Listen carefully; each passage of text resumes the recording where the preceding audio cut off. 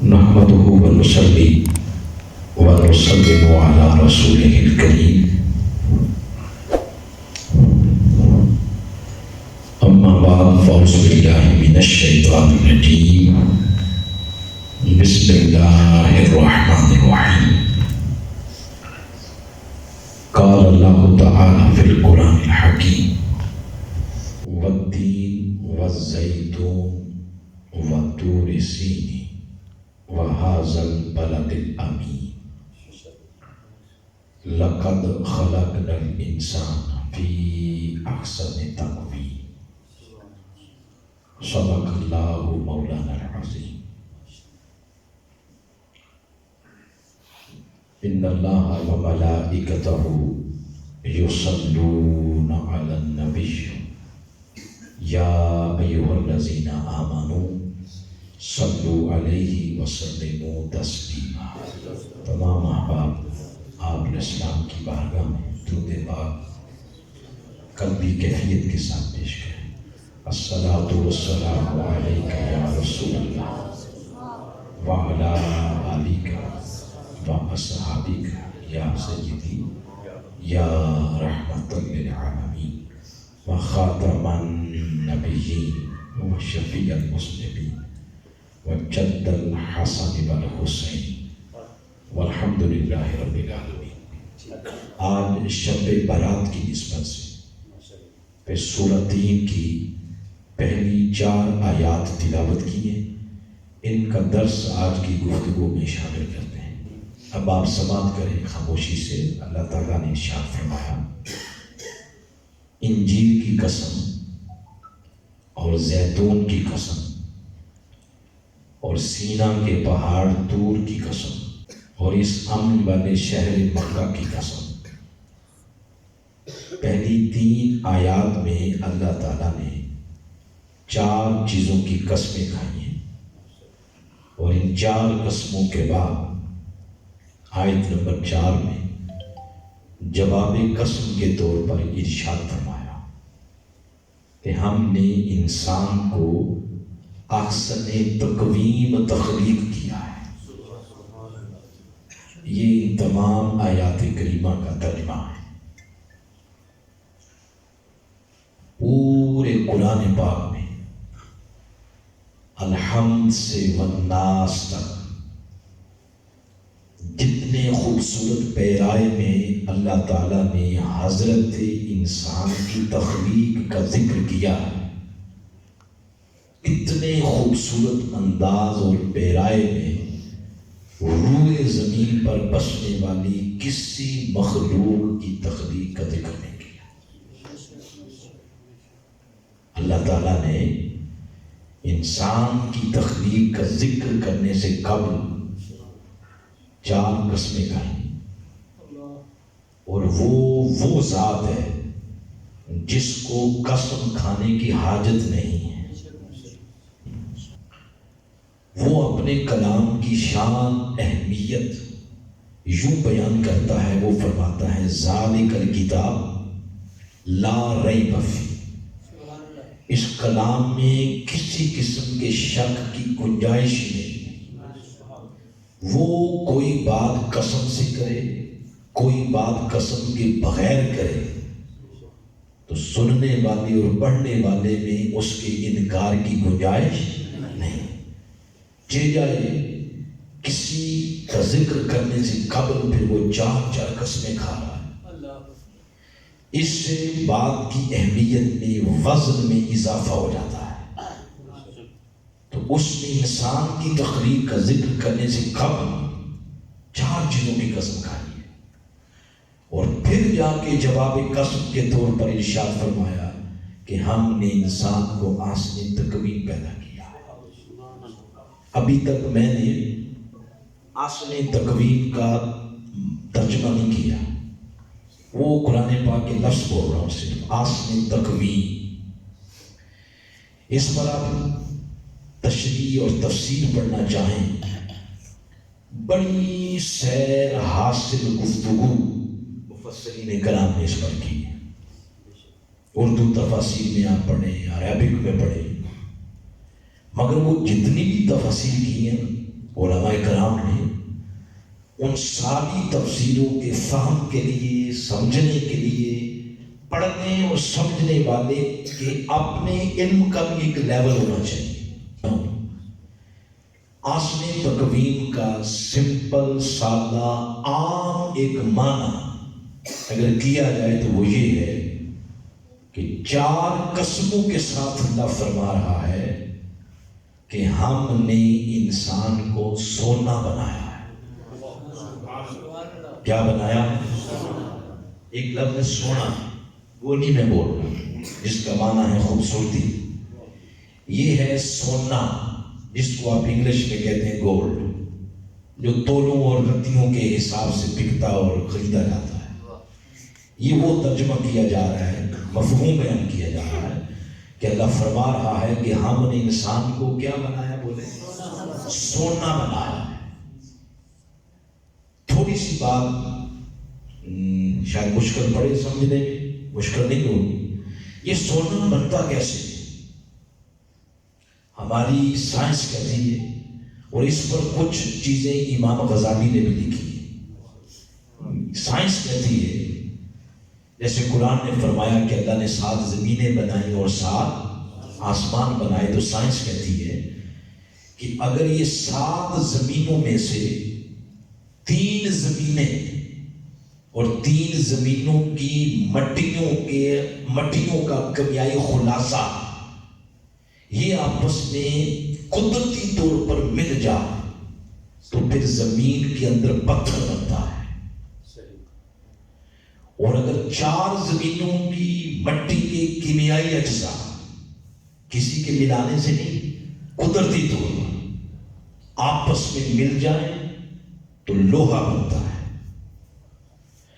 اور اگر 5 زمینوں کی مٹی کے کیمیائی اجزاء آپس میں قدرتی طور پر ملے تو تانبا بنتا ہے۔ 6 زمینوں کی مٹی کے کیمیائی اجزاء آپس میں قدرتی طور پر ملے تو چاندی بنتی ہے۔ اور کل 7 زمینوں کی مٹیوں کے کیمیائی اجزاء جب آپس میں قدرتی طور پر ملتے ہیں تو تب جا کے سونا بنتا ہے۔ اب ادھر انسان کو بھی سونا کہا گیا۔ کیا کہا گیا؟ بولے سونا۔ اس لیے انسان کی تخلیق میں بھی ایک نہیں، 2 نہیں، کل 7 زمینوں کی مٹیوں کا کیمیائی خلاصہ اللہ نے استعمال کیا۔ انسان کی تخلیق میں جو پہلی مٹی استعمال ہوئی ہے قرآن پاک میں، اس کا نام ہے تین۔ بولے کیا ہے؟ جیسے فرمایا اِنَّا خَلَقْ هُوَ الَّذِي خَلَقَكُم مِّن طِينٍ، تو پہلی مٹی ہے تین۔ دوسری مٹی انسان کی تخلیق میں جو استعمال ہوئی وہ ہے تین لازم، جیسے جو ارشاد فرمایا اِنَّا خَلَقْنَاهُم مِّن طِينٍ لازم، تو یہ بھی مٹی کا نام ہے۔ تو کتنی ہو گئی؟ 2۔ تیسری مٹی ہے تراب، جیسے فرمایا هُوَ الَّذِي خَلَقَكُم مِّن تُرَابٍ، تو تراب بھی ایک مٹی کا نام۔ مولا کائنات بھی کنیت ہے ابو تراب، تراب مٹی کو کہتے ہیں۔ تو یہ کتنی مٹیاں ہو گئی؟ 3۔ چوتھی مٹی جو انسان کی تخلیق میں استعمال ہوئی وہ سورۃ الحجر کے اندر بیان کی، صلصال من حمإ مسنون، یہ مٹی کا نام ہے۔ 5ویں مٹی سورہ رحمان کے اندر، وہاں فرمایا صلصال کالفخار۔ اب کتنی ہو گئی؟ 5۔ تو 5 کے بعد نمبر چھٹا ہے، نمبر چھٹا ہے، مگر جس مٹی کا ذکر کیا اللہ نے سورۃ المؤمنون کے اندر وہ 7 زمینوں کا کیمیائی خلاصہ، اس کا نام ہے سلالہ، سین کے ساتھ کیا ہو گیا؟ سلالہ۔ یہ 7 زمینوں کی مٹیوں کا کیمیائی خلاصہ، تو 7 زمینیں ہو گئی، اور 7ویں نمبر پر ایک پانی کی مانند نطفہ ہے، وہ استعمال کریں گے تو سورۃ الاعراف میں فرمایا لوگوں خلقت بیدی، میں نے اپنے دست قدرت سے جو شہکار ترتیب دیا ہے اس کا نام حضرت انسان۔ تو اللہ تعالیٰ نے انسان کی تخلیق میں 7 زمینیں اور ان کی مٹیاں اور کیمیائی خلاصہ استعمال کیا۔ تو یہ سونا ہے، بولے انسان کیا ہے؟ اس نے سونا بنا کے بھیجا۔ یہ کوئی ایسی حقیر مخلوق نہیں ہے جس کا من میں آئے تو انسان کی تدلیل کرتا ہے، اس کی عزت کی پگڑی اچھالتا ہے، اس کی جان لے لے، اس کا مال ہتھیا لے، اس کے خون کے ساتھ اپنے ہاتھ رنگے۔ یہ اس کا شہکار ہے، اس نے سونا بنا کے بھیجا۔ اور کیا خیال ہے سونے کی حفاظت کوئی نہیں کی جاتی؟ بولو، یہ ایسے ہی گلیوں میں گلی گزاری پڑے ہوتے ہیں سونے، یا لوگ سنبھال کے رکھتے ہیں؟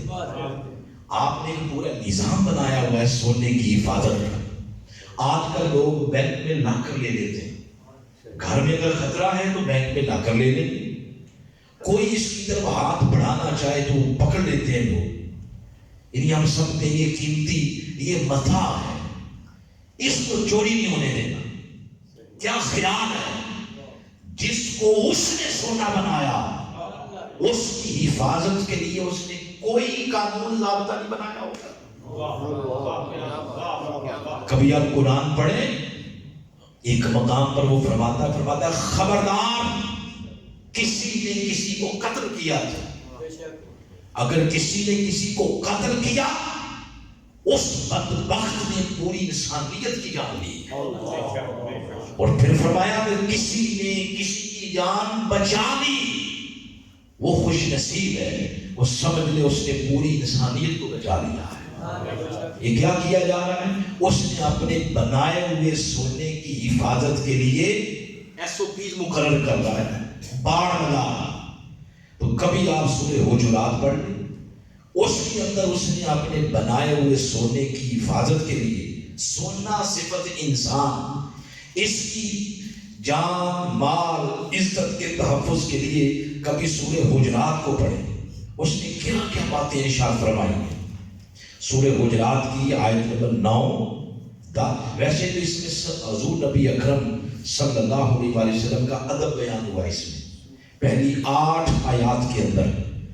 اس کے بعد اس نے اپنے بنائے ہوئے سونے، یعنی سونا صفت انسان، اس کی جان، اس کا مال، اس کی عزت کے تحفظ کے لیے ایک بات یہ ارشاد فرمایا یا ایھا الذین آمنوا لا یسخر، خبردار کسی کا مذاق نہیں اڑانا، خبردار کوئی کسی کا مذاق اڑائے۔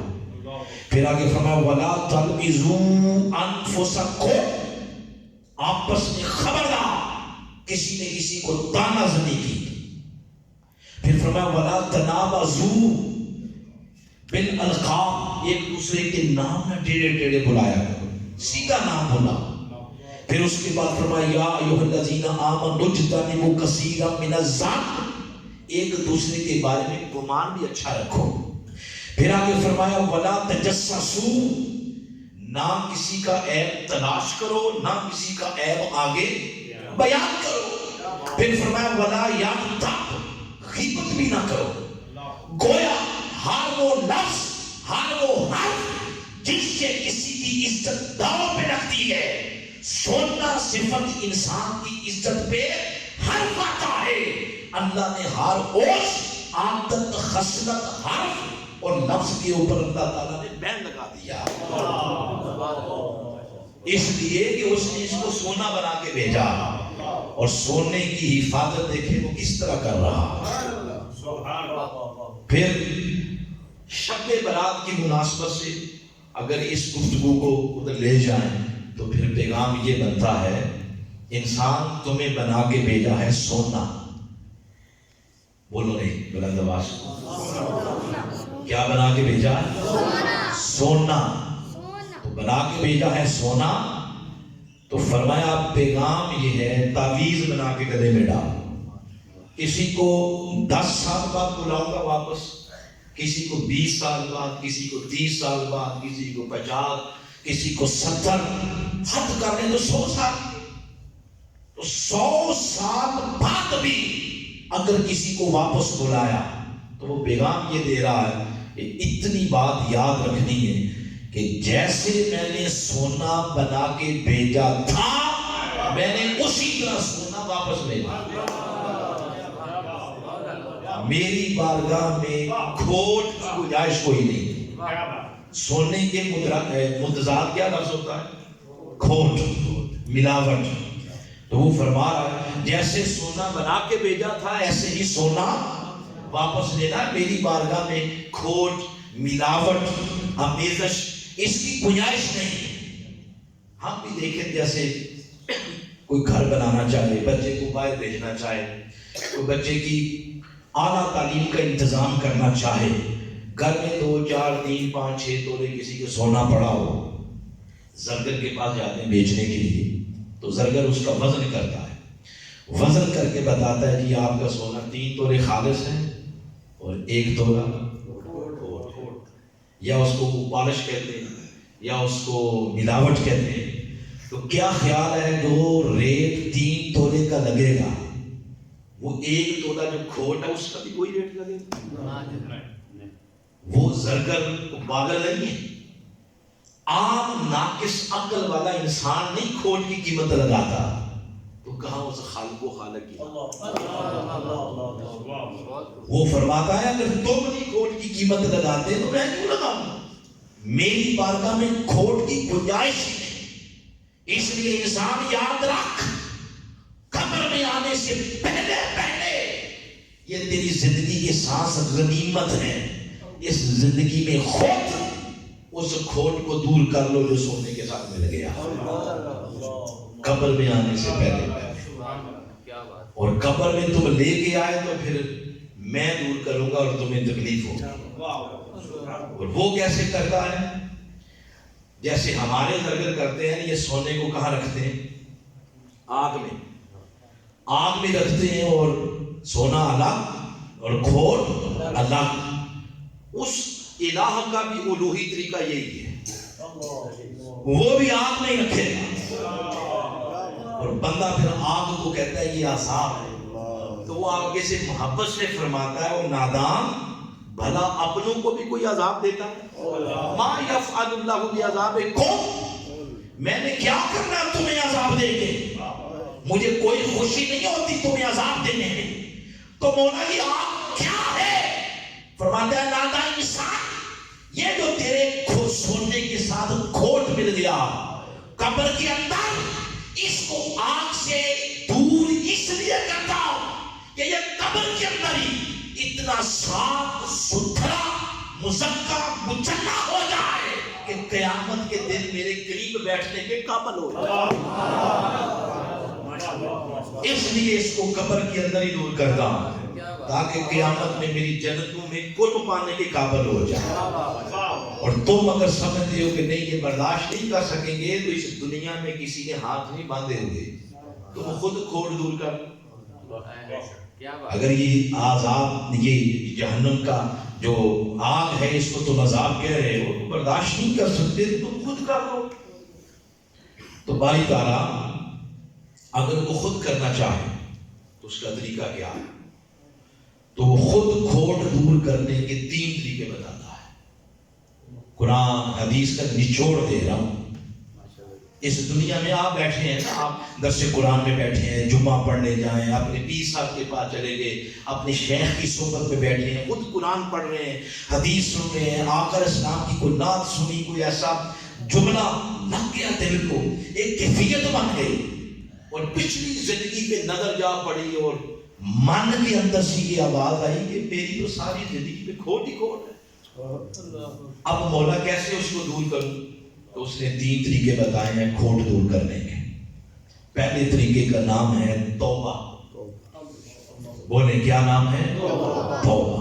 یہ پہلا طریقہ ہے کھوٹ دور کرنے کا۔ دوسرا ہے صحبت۔ پہلا توبہ، دوسرا صحبت۔ تیسرا ہے وسیلہ. یہ تین طریقے ہیں، توبہ، صحبت اور وسیلہ. یہ جو تینوں طریقے ہیں اس میں بندے کے لیے ایک پک اینڈ چوز نہیں ہے، اس میں آپشن نہیں ہے. جیسے آپ آئے نا اندر تو کسی نے نہیں آپ کو کہا کہ ادھر بیٹھیں، آپ کا جہاں دل کیا ہے آپ وہاں بیٹھیں. ٹھیک ہے، یہ آپشن ہے، آپ ادھر بیٹھیں. تو ان میں آپشن نہیں ہے کہ یا توبہ کر لیں یا صحبت والا وہ اپنا لیں یا آپ وسیلہ دے لیں. نہیں، اس میں ایسے حفظ مراتب ہے. جیسے کوئی چھت پہ جانا چاہے، پہلی سیڑھی، پھر دوسری، پھر تیسری، 1 by 1. تو اس میں بھی ایسے ہے. اس نے کہا بندے پہلے توبہ کر، تیرا کھوٹ دور ہوگا توبہ سے.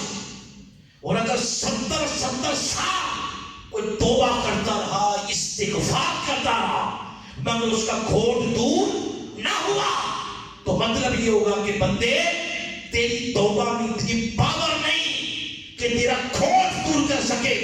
مولا اب کیا کروں؟ وہ فرماتا اب جا کسی میرے ولی کی صحبت میں بیٹھ جا. وہ ایک نظر کرے گا جو 70 سال سے کھوٹ دور نہیں ہوا، وہ ایک مرتے کلندر کی ایک نگاہ سے دور ہو جائے گا. یہ دوسرا طریقہ ہے کھوٹ دور کرنے کا، جس کا نام ہے صحبت.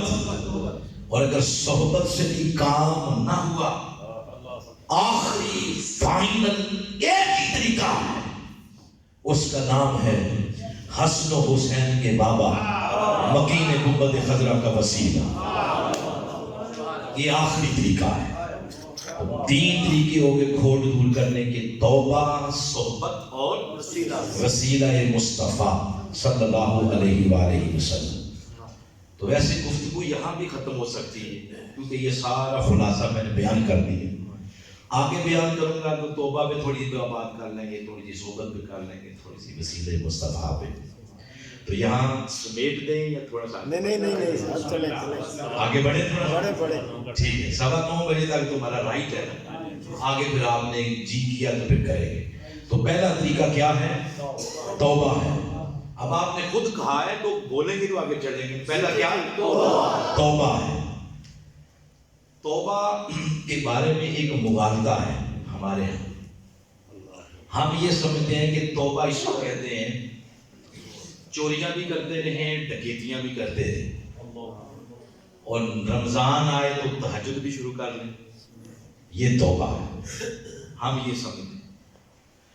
سمجھتے ہیں کہ یتیموں کی زمینوں پہ قبضے بھی جاری رہیں اور سال میں ایک دفعہ عمرہ کر رہے ہیں تو یہ توبہ ہو جائے. یہ نہیں ہے توبہ. ہم یہ سمجھتے ہیں کہ شیطان بھی راضی رہے اور رحمان بھی راضی ہو جائے. یہ توبہ نہیں ہے، اس کی بندگی کے ساتھ مذاق ہے. 2 جمع 2 کیا ہوتا ہے؟ یہ جتنی آسانی سے یہ آپ نے کہا اتنا ہی آسان توبہ کی تعریف ہے. توبہ نام یعنی 100 سال بھی باتیں کرتے رہیں تو اس کا جواب یہی ہے جو اب میں کہنے لگا ہوں. سمپل سادے جملے ہیں، کوئی فلسفہ نہیں ہے، کوئی اس میں منطق نہیں. توبہ نام ہی سہتا ہے کہ گناہ چھوڑ دیا جائے. بس یہ جو من میں اتر جائے تو یہ بہت بڑی بات ہے، نہ اترے تو اس کا کیا کہنا. توبہ نام ہی شے کا کہ بندہ گناہ چھوڑ دے. بولے گناہ چھوڑنے کا نام کیا ہے؟ ورد وظیفے کا نہیں ہے نام. کوئی کہہ لے 1.25 لاکھ مرتبہ استغفر اللہ استغفر اللہ استغفر اللہ، یہ میں کہوں گا توبہ ہو جائے گی تو گناہ بھی جاری رہے. یہ دیکھیں نا کہ دیوار ہے بنی ہوئی، اس کے اوپر آپ لکھ دیں کلمہ طیبہ لا الہ الا اللہ محمد رسول اللہ صلی اللہ علیہ وسلم، تو وہ دیوار مسلمان ہو جائے گی. تو جس دیوار پہ کلمہ نہیں لکھا ہوا تو وہ دیوار پہ غیر مسلم ہو جائے گی. توبہ ورد وظیفے کا نام بھی نہیں. توبہ نام اس شے کا ہے کہ گناہ چھوڑ دیا جائے، نافرمانی چھوڑ دی جائے.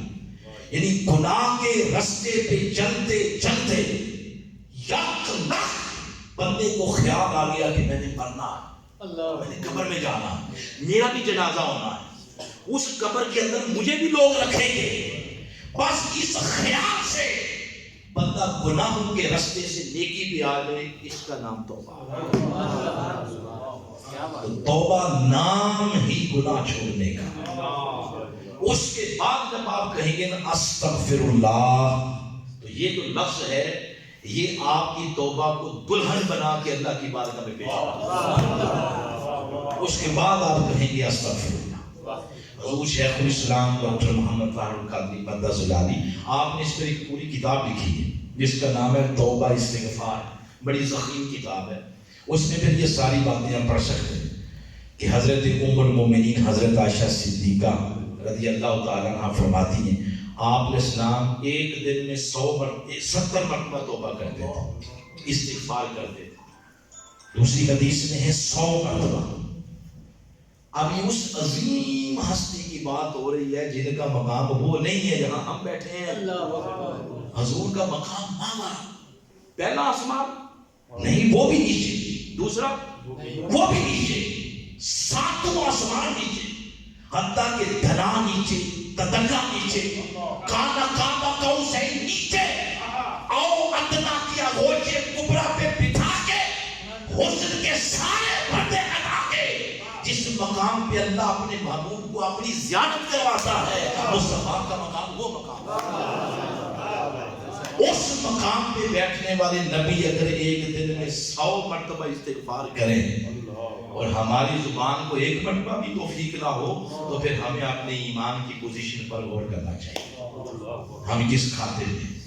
تو بندے پر فرض ہے اور اس کی عبادت کا حق ہے کہ بندہ ایک ایک سانس کے ساتھ کہے کہ مولا مجھے معاف کر، ایک ایک سانس کے ساتھ بندہ استغفار کرے اور اللہ پاک سے اپنے گناہوں کی کیا مانگے، معافی مانگے۔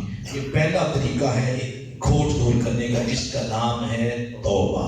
بولو توبہ۔ اب دوسرا طریقہ ہے صحبت۔ درمیان میں ایک بات بڑی لطیف ہے، بندے کو پتہ کیسے چلے گا کہ توبہ سے کھوٹ دور ہو گیا ہے یا نہیں؟ جبریل تو نہیں نہ آئے گا، فرشتہ بھی نہیں آئے گا اس کے پاس، تو پتہ کیسے چلے گا؟ امام غزالی نے اس پہ لکھا ہے کیمیہ ثابت کے اندر، احیاء العلوم کے اندر بہت کچھ لکھا ہے۔ اس پر انہوں نے ایک بات یہ لکھی ہے، اگر تو توبہ قبول ہو گئی تو جو آپ کے خواب ہیں ان کا سینیریو بدل جائے گا، وہ اچھے خواب آئیں گے۔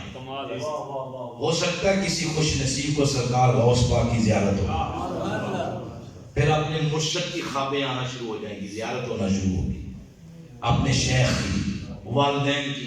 صاف نیلا آسمان نظر دیکھتے ہیں، گلاب کے پھول، اپنے آپ کو قرآن پڑھتا ہوا، اپنے آپ کو کسی کی مدد کرتے ہوئے، نماز پڑھتے ہوئے مدینہ پاک کا سفر کر رہے ہیں، کسی کو حضور کی زیارت ہو گئی۔ اگر سینیریو یہ ہو گیا تو مطلب یہ ہے کہ توبہ سے کام ہو گیا۔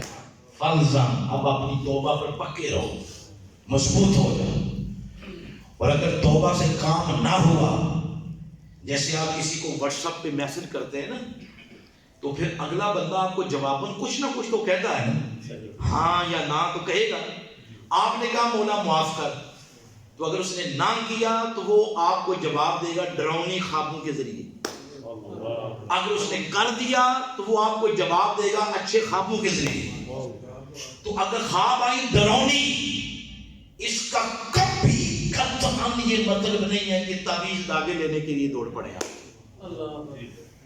اس کا مطلب یہ ہے کہ قدرت آپ کی انگلی پکڑ کے آپ کو چلانا چاہ رہی ہے، قدرت آپ کو بتا رہی ہے، نادہ انسان تو نے مجھے کہا کہ مولا معاف کر، تیری توبہ کے اندر پاور نہیں ہے۔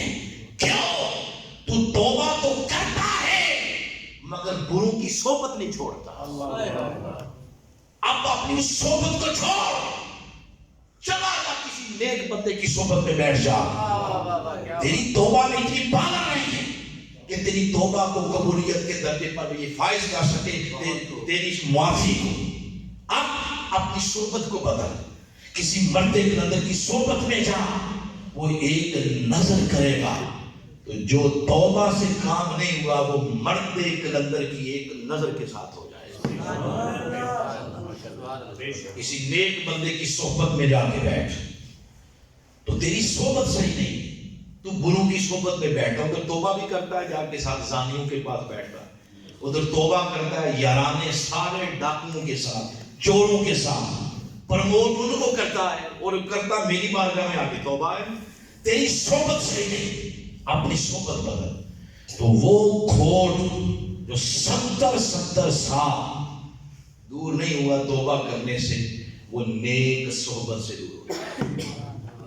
بولو کس سے دور ہوتا ہے؟ نیک صحبت سے۔ اب نیک صحبت سے کیسے حقیقت ہی بدل جاتی ہے، اس میں اگر آپ پڑھنا چاہیں، ٹھوس چیز آپ کو سنا رہا ہوں، ایک بڑی کمال کی دلیل، سورۃ الکہف۔ سورۃ الکہف کے اندر ایک بیان ہوا ہے کتے کا، کہ کچھ اللہ کے ولی، وہ بادشاہ تھا دقیانوس، یہ آقا علیہ السلام سے پہلے امتیں جو گزری ان کی بات ہے۔ تو دقیانوس بادشاہ ظالم تھا، اس دور کے نبی پر جو لوگ ایمان لے آتے ہیں انہیں مروا دیتا۔ تو کچھ لوگ اس پہ ایمان لے آئے، تو اس نے ان پر زندگی عجیزن کر دی، انہوں نے اپنی بستی چھوڑ دی، دور غار میں چھپ کر عبادت کرنے کی غرض سے چل پڑے۔ ان کے ساتھ ساتھ ایک کتا بھی چل پڑا، تو جو پیچھے دیکھتے تو اور تو کوئی نہیں آ رہا تھا، کتا آ رہا تھا۔ تو کسی نے کہا کہ اگر ساتھ چلا گیا تو اس کی عادت ہے بھونکنا، جہاں ہم بیٹھیں گے یہ بھونکے گا تو شور مچائے گا، تو لوگ اس کی آواز سے ہم تک پہنچ جائیں گے اور صبح سارا فلاح ہو جائے گا۔ تو کسی نے کہا پتھر اٹھاؤ اس کو مارو بھگاؤ۔ پتھر مارنے لگے تو صاحب تفسیر مظہری نے لکھا ہے کتا اپنی پچھلی ٹانگوں پہ ایسے کھڑا ہو گیا، اور اگلی ٹانگیں ایسے دعا کے لیے نہیں پھیلاتے ہاتھ، تو ایسے عرض کرتا مولا مجھے زبان دے، تیرے بندوں سے بات کرنا چاہتا ہوں۔ وہ زبان حال سے کہتا ہے مجھے کیوں مارتے ہو، میں نے کیا بگاڑا تمہارا؟ آگے سے نے کہا کہ یہ مسئلہ ہے اس لیے تجھے بھگا رہے ہیں۔ اب اس کتے کا جواب سنیں۔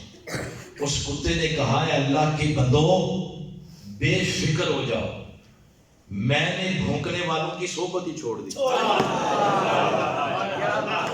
میں نے ان کی مجلس ہی چھوڑ دی، میں تمہاری صحبت میں آ گیا، میں نے کتوں کی بھونکنے والوں کی صحبت ہی چھوڑ دی ہے اور تمہاری صحبت میں آ گیا۔ اب کتا ساتھ چلا گیا۔ وہ جب غار میں بیٹھے تو قرآن حکیم میں آگے اللہ تعالیٰ نے ارشاد فرمایا کہ جو ہی وہ غار میں بیٹھے وَلَبِثُوا فِي كَهْفِهِمْ 300 سنین وَازْدَادُوا 309 سال، 3 صدیاں اور 9 سال کے لیے اللہ تعالیٰ نے ان پر موت طاری کر دی، سلا دیا، اس غار کو ہی قبر بنا دیا۔ اب اللہ کے ولی اس قبر غار نما قبر کے اندر سوئے ہوئے، یعنی موت طاری کر دی۔ اس کے بعد ارشاد فرمایا وَتَحْسَبُهُمْ أَيْقَاظًا، جب تم انہیں دیکھو گے تو یوں تصور کرو گے شاید یہ زندہ، تم گمان کرو گے یہ زندہ، اس طرح کی پھر باتیں فرمائی۔ پھر اس غار کے 2 دروازے تھے، ایک مشرق کی طرف کھلتا ہے، ایک مغرب کی طرف۔ مشرق سے چڑھتے سورج کی روشنی بھی اندر پڑ رہی ہے ان کے جسموں پر، غروب ہوتے ہوئے سورج کی شعائیں بھی اس دروازے سے اندر آ رہی ہیں، ان کے جسم پر پڑتی ہیں روشنی۔ اگر گھر میں آٹا گوندتے کوئی آٹا بچ جائے تو باہر سین میں رکھتے ہیں سورج کی روشنی میں یا اندر فریج میں رکھتے ہیں؟ بولو، باہر رکھیں تو خراب ہو جائے گا۔ تو اللہ تعالیٰ نے ان کے وجود کو بچایا سورج کی روشنی سے، تاکہ ان کا وجود گل سڑ نہ جائے، خراب نہ ہو جائے۔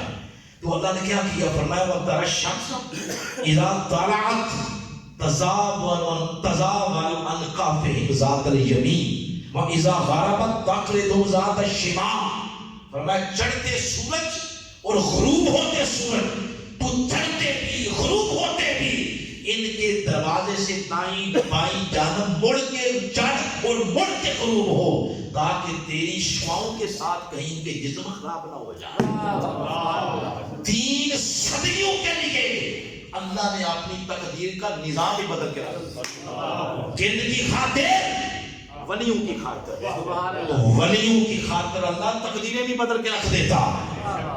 اس کے بعد پھر آگے اللہ تعالیٰ نے کتے کا بھی ذکر کیا یہ ساری باتیں کرنے کے بعد عقیدے سے متعلق بھی ایک بات کر لیتے ہیں، پھر آگے بڑھتے ہیں جو ریلیونٹ بات ہے. جب اللہ پاک نے 3 صدیوں بعد انہیں اٹھایا تو فرمایا یہ بتاؤ کم لبثتم، تم تینوں بتاؤ کہ یہاں کتنی دیر بیٹھے رہے. اب ان میں سے ایک بولا، اس نے کہا لبثنا یومن، مجھے لگتا ہے کہ ایک دن، مجھے لگتا ہے کہ ایک دن. ایک نے کہا نہیں، او بعد یوم، مجھے تو لگتا ہے دن کی تھوڑی ساری گھڑیاں. یہ وہ کہہ رہے ہیں. اور قرآن نے تصویر کا دوسرا رخ کیا بیان کیا، ثلاث مئۃ سنین وازدادوا تسعا، 309 سال. قرآن حقیقت یہ بیان کر رہا ہے اور وہ حقیقت بیان کر رہے ہیں کہ ایک دن یا دن کی چند گھڑیاں. کیا خیال ہے 3 صدیوں میں اور ایک دن میں فرق ہے یا نہیں؟ بہت فرق ہے. آپ گاڑی صبح مین روڈ پہ کھڑی کریں، صبح کھڑی کریں شام کو لینے جائیں، گاڑی کی کنڈیشن بتائے گی کہ یہ بڑی دیر یہاں کھڑی رہی ہے، اتنی دھول پڑ جائے. مگر ان کے جسموں کو کچھ بھی نہیں ہوا. ناخن ہی بڑھ بڑھ کے دیکھیں 10 کلومیٹر لمبے ہو گئے ہوتے، وہ بھی نہیں بڑے ہوئے. داڑھی بال اتنے ہی، جھڑیاں کو نہیں پڑی، لباس خراب کوئی نہیں ہوا. یہ آیت ہے اور اس طرح کی 2-4 اور آیات ہیں جن کے تناظر میں ہمارے سیانے کہتے ہیں کہ یہ تو 3 صدیاں، 10 صدیاں گزر جائیں، قبر کے اندر محمد کے غلاموں کا کفن. یہ جو عقیدہ ہے اس کے پیچھے یا قرآن ہے یا مصطفیٰ کے فرامین ہے. یہ محمد کے غلاموں کا کفن میلا نہیں ہوتا. اب اس کے بعد یہ بات بیان کرنے کے بعد اب آنے ریلیونٹ بات لے لیتے ہیں. بات ختم بھی کرنی ہے، 9:15 تو ہو گئے. فرمایا سیقولون، اب تم کہا کرو گے، فیوچر کا صیغہ ہے مستقبل کا. فرمایا تم کہا کرو گے غار والے ثلاثہ 3 تھے، تو میں یہ کہوں گا رابعہم کلبہم، تمہیں وہ 3 نظر آگے تو چوتھا کتا نظر نہیں آیا. وَيَقُولُونَ خَمْسَةٌ، کچھ کہیں گے 5، تو میں کہوں گا نہیں سادسہم کلبہم، بابا چھٹا کتا بھی ہے. کچھ کہیں گے وَيَقُولُونَ سَبْعَ، 7، تو میں کہوں گا ثامنہم کلبہم، 8واں کتا بھی ہے. 3 مقام پہ اللہ نے ولیوں کی گنتی کی. ولیوں کو کہا 3، کتے کو کہہ دیا 4. ولیوں کو اگر کہا 5 تو کتے کا نمبر 6. اگر ولیوں کو کہا 7 تو کتے کا نمبر 8. یہ جو کتا ہے یہ نرا نجس ہے، نرا پلید ہے. اپنے موضوع سے ریلیونٹ ترجمہ کریں تو نرئی کھوٹ، بولیں نرئی کھوٹ. مگر یہ کھوٹ بیٹھ گیا جا کے سونا صفت لوگوں کی صحبت میں، ان سونے والوں کی صحبت میں بیٹھا تو جہاں اللہ نے سونا صفت انسانوں کا ذکر کیا، ان کے ساتھ اس کھوٹ کا ذکر کیا. کیوں؟ فرمایا اس لیے کہ یہ باقی صحبتوں کو، دنیا کو چھوڑ کے یہ سونا صفت انسانوں کی صحبت میں بیٹھ گیا. اس صحبت سے حکم ہی بدل جاتا ہے. جو حکم ان پہ لگے گا وہی حکم ان کی صحبت میں بیٹھے ہوئے کتے پہ بھی لگایا جا رہا ہے. بلکہ کچھ علماء نے یہ لکھا ہے قیامت کے دن اللہ اس کو انسانی لباس پہ لا کے اس کو جنت میں داخل کرتا ہے. تو بتائیں صحبت سے کام ہوا یا نہیں ہوا؟ جو توبہ سے نہیں ہوتا وہ صحبت سے ہوتا ہے. اب اس سے یہ پتا چلا کہ توبہ کا مقام نیچے ہے، صحبت کا مقام اوپر ہے. ایک بندہ یہ 7 مسجد کے گھر ہے، میں سمجھانے کے لیے بات کر رہا ہوں، مجھے کوئی نہیں پتا کس کا گھر ہے. ایک بندہ 7 مسجد کے گھر ہے، ادھر اکیلا تسبیح پہ بیٹھ کے پڑھ رہا ہے استغفر اللہ استغفر اللہ استغفر اللہ. آپ آ کے بیٹھے ہیں مسجد میں، صحبت میں. اس صحبت کا درجہ اس کی استغفار سے کئی گنا اعلیٰ ہے. اس لیے اس کو حفظ مراتب کے اعتبار سے بیان کیا ہے دوسرے نمبر میں. تو صحبت سے کھوٹ دور ہوتا ہے. بولیں صحبت سے کھوٹ دور ہوتا ہے. اس پر ایک اور دلیل پڑھنے، کبھی سورہ زخرف پڑھیں، اس کا نمبر ہے 43 سورہ زخرف. اس کی آیت نمبر ہے 67 68. یہ 2-3 آیات ہیں، اس کے اندر اللہ تعالیٰ نے اب قیامت کی بات کی ہے۔ فرمایا یہ تو ساری بات تم نے دنیا کی سن لی ہے، اب آؤ ذرا قیامت کی بھی سن لو۔ فرمایا جب قیامت کا دن ہوگا، اللہ خلاء یومئذ بعضهم لبعض عدو الا المتقین، سب رشتے ٹوٹ جائیں گے، کوئی کسی کے کام نہیں آئے گا۔ اگر کام کوئی رشتہ آئے گا تو وہ متقین کا، ولیوں کا رشتہ ہے۔ پھر اللہ فرماتا ہے میں ان ولیوں سے فرماؤں گا یا عباد، اے میرے بندو، اے میرے بندو۔ ویسے ہم سارے کس کے بندے ہیں؟ بولو اللہ کے۔ آپ سارے کہتے رہے ہم اے اللہ تیرے بندے، ہم تیرے بندے۔ اس لفظ کے اندر اتنا نشہ نہیں ہے جتنا نشہ اس میں ہے کہ مالک یہ کہے کہ اے میرے بندے، وہ کہے گا میرے بندو، اس طرح مخاطب کرے گا۔ اور آگے آیت نمبر 70 میں فرمایا کہ جنتوں کے دروازے کھول دیے گئے ہیں، ادخلوا الجنہ انتم، جنت میں داخل ہو جاؤ، وازواجکم، اور اپنی ازواج کو بھی لے جاؤ۔ ازواجکم بولے، ازواجکم بولے۔ اس کا معروف ترجمہ یہی ہے کہ اپنی بیویوں کو لے جاؤ۔ وہ ترجمہ بھی ٹھیک ہے، بیویوں کو، یہ جنتی رشتہ ہے، میاں بیوی کا رشتہ جنتی ہے، یہ جنت سے ہی آیا ہے اور جنت میں ہی جائے گا، وہ بھی ترجمہ صحیح ہے۔ مگر اس مقام پہ کبھی میرے شیخ کو پڑھے تو حضور شیخ الاسلام نے اس مقام پر ترجمہ بیویاں نہیں کیا، آپ نے اس مقام پر ترجمہ کیا ہے جوڑا، جوڑ۔ اور دلیل دی ہے سورہ یاسین کی آیت نمبر 36، سبحان الذی خالق الازواج کلھا، اللہ نے ہر شے کو جوڑا جوڑا بنایا۔ اس آیت کا امپلیمنٹ اگر یہاں کریں تو اللہ فرما رہا ہے اے میرے بندو،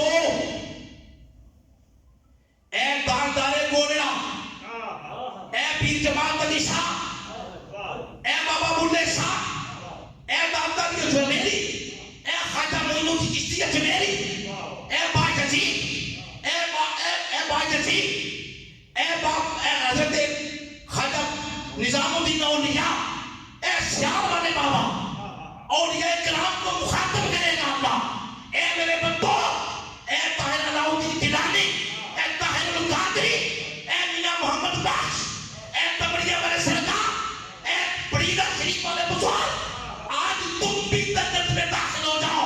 وَأَزْوَاجُکُمْ، اور جو تمہارے ساتھ جڑ گئے تھے آج ان کو بھی پکڑ کے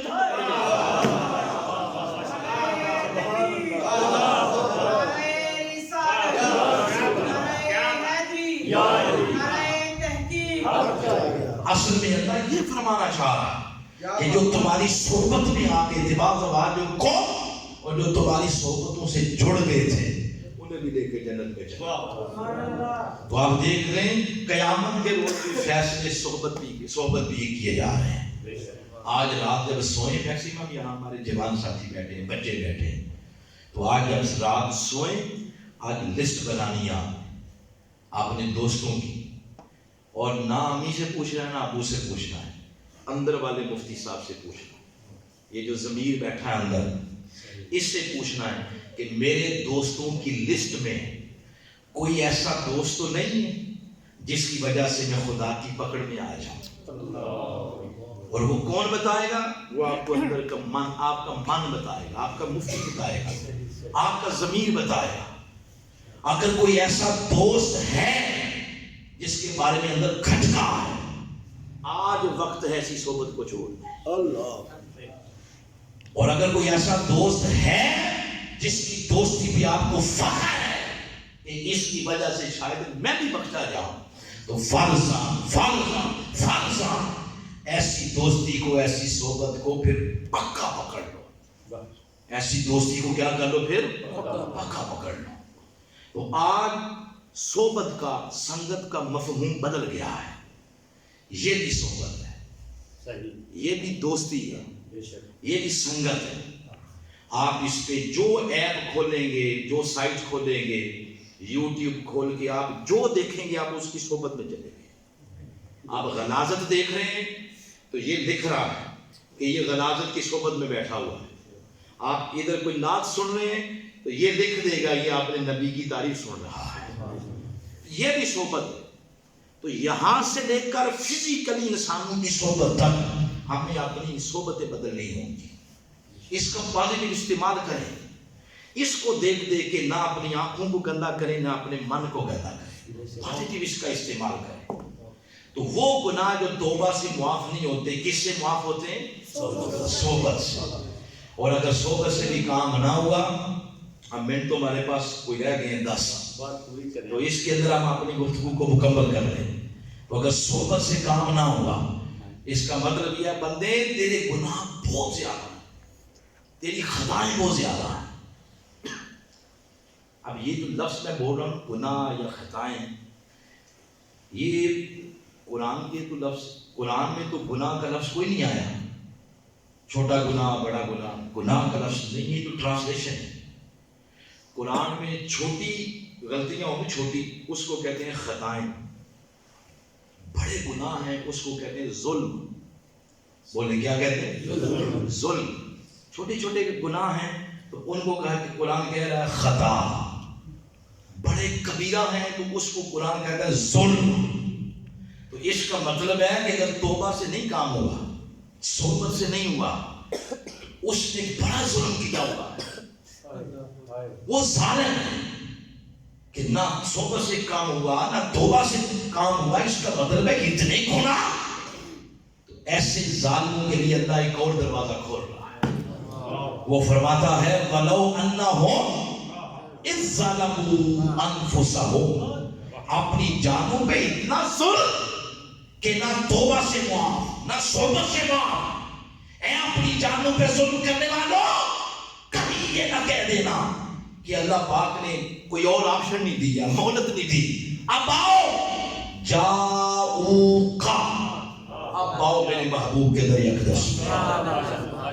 اور محترم میں مجھ سے سنگے بیٹھے ہیں محترم علامہ صاحب میری بات کی تائید کریں گے. اللہ پاک نے یہ جو فعل بیان کیا ہے آنے کا، جاؤکا محبوب کے پاس آؤ، یہ الہ کے صلہ کے ساتھ بیان نہیں کیا کہ جاؤ الی المدینہ، کہ مدینہ پاک آ جاؤ. یہ الہ کا صلہ بھی نکال دیا ہے. صرف کا جیسے ہم کہتے ہیں ایاک نعبد و ایاک نستعین، تو یہاں کا کی ضمیر حضور کے لیے کہ جہاں بھی بیٹھے ہو، ظفرآباد میں ہو، نارووال میں ہو، پنجاب میں ہو، سندھ میں ہو، پاکستان، بنگلہ دیش، روح زمین میں جہاں بھی بیٹھے ہو، بس میرے محبوب کا تصور، میرے محبوب کا وسیلہ ہو. تو باری تعالیٰ صرف تیرے محبوب کا وسیلہ دینے سے یہ کام ہو جائے گا؟ اللہ فرماتا نہیں. کام اتنا بھی سوکھا نہیں جتنا تم نے سمجھ لیا. تو پھر مولا وہ فرماتا پھر ان سے پوچھوں گا کہ میرے محبوب آپ کا نام لے رہا ہے، آپ اسے جانتے ہیں، تو تھوڑا سا جشن تصور میں لائیں. کیا خیال ہے؟ اگر حضور نے فرما دیا نہیں، کدھر جاؤ گے؟ پھر کہیں کے نہیں آپ رہیں گے. اس لیے سیانے کہتے ہیں کم از کم اتنا تعلق ضرور بنائے رکھیں حضور سے کہ قیامت کے دن حضور فرما سکیں مولا میرے ہی اجڑ کی بچھڑی ہوئی بکری ہے، یہ میرے ہی ہے، عمل میں پیچھے رہ گیا ہے، نیت کا ماڑا نہیں تھا. تو کم از کم اتنا تعلق تو حضور سے ضرور بنائیں کہ میرے آقا مجھے دیکھ رہے ہیں، میں ان کا غلام ہوں، کیا منہ لے کے جاؤں گا قبر میں. تو اس مقام پہ پھر اللہ امید دلاتا ہے، فرماتا ہے جن کا وسیلہ دے رہے ہو وَأَمَّا السَّائِلَ فَلَا تَنْهَرْ، یہ وہ در ہے جس در سے منگتے خالی نہیں جاتے. ایک لفظ نہیں ہے جو ان کی زبان پہ نہیں ہے. فرمایا ان کا وسیلہ دینے والے، وسیلہ ان کا ملا. تو فرمایا جا. پھر کیا اللہ فرما رہا ہے؟ فرمایا جب تم ان کا وسیلہ دو گے لَوَجَدُ اللَّهَ. اب اس میں بے شمار تاکیدات ہیں، 3 تاکیدات ہیں. تاکید کا معنی اگر اردو میں کریں تو سوکھا، تو وہ ہوگا ضرور ضرور ضرور. کتنے ضرور آ گئے؟ پھر بولے ذرا، ضرور ضرور ضرور. 3 تاکیدات کے ساتھ فرمایا. فرمایا میرے حبیب کا وسیلہ دینے والے سنو سنو سنو، تو رب کو تواب بھی پائے گا رحیم بھی پائے گا۔ مولا عرض کرتا مولا میں صرف توبہ ڈھونڈتا تھا، تو نے دونوں چیزیں دے دی۔ اس نے کہا تیرا نہیں، تیرا سائنہ لہو مار، تو نے نام کن کا لیا میرے محبوب کا۔ آدم علیہ السلام 300 سال استغفار کرتے رہے مگر آگے سے رسپانس نہیں ملا۔ 300 سال بعد جب آدم علیہ السلام نے یہ لفظ بولا اللہم اغفر لی بجاہ محمد، مولا اپنے محبوب کے صدقے ہی معاف کر دے، تو رب نے فرمایا کیا کہا؟ کیف عرفت محمد، آدم تو میرے محبوب کو کیسے جانتا؟ تو جب آدم نے دیکھا کہ نام لینے کی دیر ہوئی ہے، آگے اس کی آواز آ گئی ہے، آگے اس نے رسپانس دیا، تو عرض کیا مولا میں تو اس دن سے جانتا ہوں جس دن تو نے میرے تن میں روح پھونکی، میری آنکھ کھلی، عرش کے پائے پہ میں نے لکھا دیکھا تھا لا الہ الا اللہ محمد رسول اللہ، میں اس دن ہی سمجھ لیا تھا کہ یہ تیرا بڑے پیارا محبوب ہے۔ تو مولا اس کے صدقے معاف کر دے۔ تو اللہ تعالیٰ حضور کا وسیلہ دینے کی دیر ہوگی کہ اللہ پاک مغفرت کے دروازے کھول دے گا۔ آؤ حضور کے قریب ہو جائیں، بولیں حضور کے قریب ہو جائیں۔ یہ شب برات آ رہی، اتوار گزر جائے گا میرے خیال سے، وہ رات ہوگی، تو اس رات یعنی اتوار اور سوموار کی درمیانی شب ہے، اس شب کو توبہ بھی کریں، نیک لوگوں کی صحبت میں آ کے بیٹھیں، مسجد ویران نہ رکھیں، مسجدوں میں آئیں، اجتماعی عبادت کریں، انفرادی عبادت کریں۔ آقا علیہ السلام کا معمول تھا اس رات آپ اللہ پاک کی بارگاہ میں لمبے لمبے سجود کرتے، اس رات قبرستان بھی جاتے۔ اس پر حضرت ام المومنین حضرت عائشہ صدیقہ رضی اللہ تعالیٰ عنہ شاہد ہے۔ اس رات کو زندہ کریں عبادت کے ساتھ، کیونکہ یہ وہ رات ہے جس رات فیصلے ہونے ہیں، کس کو واپس بلانا ہے، کس کو بھیجنا ہے، کس پر کرم کے دروازے کھولنے ہیں، کس پہ کھلا ہوا دروازہ بند کرنا ہے۔ تو جب اللہ آپ کے بارے میں فیصلہ کر رہا ہو تو آپ کا سر اس کی بارگاہ میں سجدے میں جھکا ہوا۔ یہ 3 طریقے ہیں کھوٹ دور کرنے کے، توبہ، اس کے بعد صحبت اور اس کے بعد وسیلہ ہے۔ اللہ تعالی ہم سب کو قرآن حکیم کا فہم کا نور عطا فرمائے اور اس کے رستے پہ چلنے کی توفیق عطا فرمائے۔